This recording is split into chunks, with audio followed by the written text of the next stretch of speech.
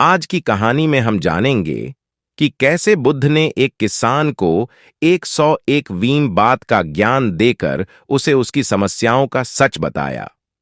तो आज हम बुद्ध ज्ञान चैनल पर देखते हैं। साथ में लाइक और सब्सक्राइब जरूर करना मत भूलना। धन्यवाद। एक बार की बात है, एक किसान अपने जीवन से बहुत परेशान था। उसने बुद्ध के बारे में बहुत सुना था। उसने सोचा, क्यों ना मैं गौतम बुद्ध के पास जाकर अपनी समस्याओं का समाधान ले लूं। ऐसा सोचकर वह बुद्ध पेड़ के नीचे आंख बंद करके बैठे हुए थे। तभी किसान बुद्ध के पास आया और उन्हें प्रणाम किया। किसान की आवाज सुनते ही गौतम बुद्ध ने आंखें खोलीं। किसान बोला, बुद्ध, आप बहुत ज्ञानी हैं। आपके पास तो हर समस्या का समाधान होगा। आपसे अपनी समस्या का समाधान देने आया हूं। बुद्ध ने कुछ नहीं बोला, बस उसकी बातें सुनते रहे। किसान बोला, बुद्ध, आजकल पैसों की बहुत तंगी चल रही है। बारिश ना होने की वजह से मेरी फसल खराब हो चुकी है। यही नहीं, पिछली बार तो इतनी ज्यादा बारिश हुई थी कि उस वजह से भी मेरी फसल खराब हो गई थी। मैं शादीशुदा हूं और मेरे 2 बच्चे हैं।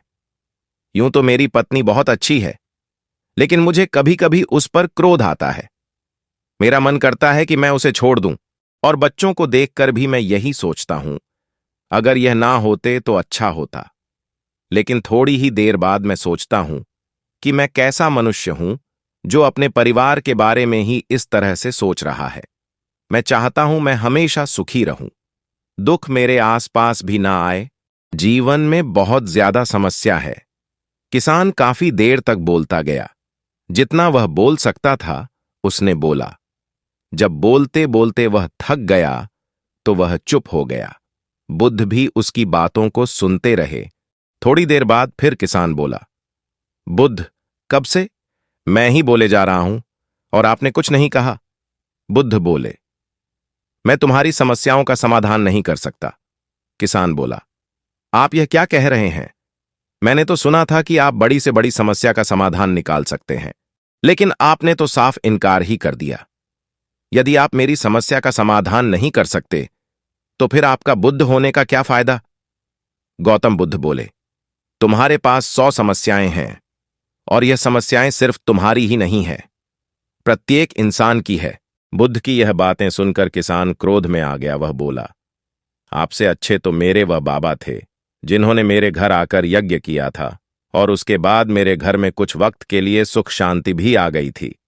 लेकिन आप तो मेरी समस्याओं का समाधान करने के बजाय उल्टा मुझे यह कह रहे हो कि जीवन ऐसा ही होता है। गौतम बुद्ध बोले, क्या उन बाबा ने तुम्हें जीवन भर के लिए सुखी कर दिया? यदि ऐसा होता तो तुम मेरे पास यहां नहीं आते।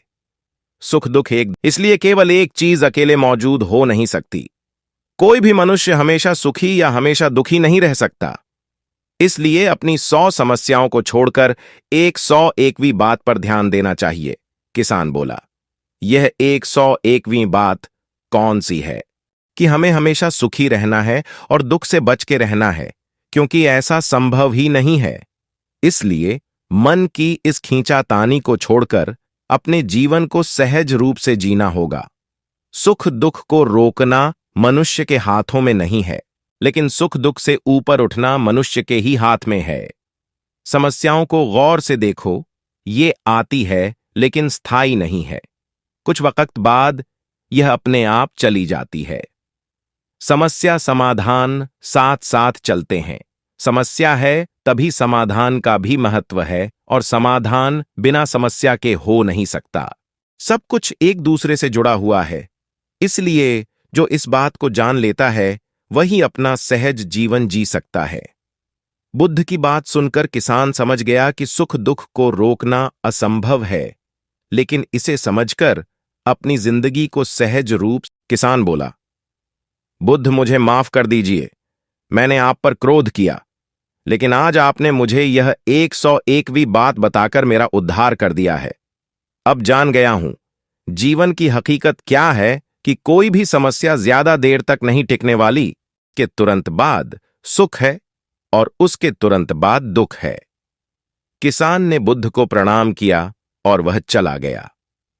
इस कहानी से हमें यह शिक्षा मिलती है कि हमें भी अपना जीवन इस चिंता में नहीं गंवाना चाहिए कि हमारे जीवन में बहुत सारी समस्याएं हैं। समस्याओं का समाधान भी वही व्यक्ति निकल सकता है जो अपने जीवन को सहजता के साथ देख सकता हो। इसलिए जीवन के इस सुख दुख के नियम को हमें समझना होगा और फिर सच में हमारा जीवन सार्थक होगा। उम्मीद करते हैं आपको हमारी गौतम बुद्ध की शिक्षाप्रद कहानी बुद्ध की 101वीं बात पसंद आई होगी। आप हमें सोशल मीडिया पर भी फॉलो कर सकते हैं, बुद्धा ज्ञान चैनल थिंक।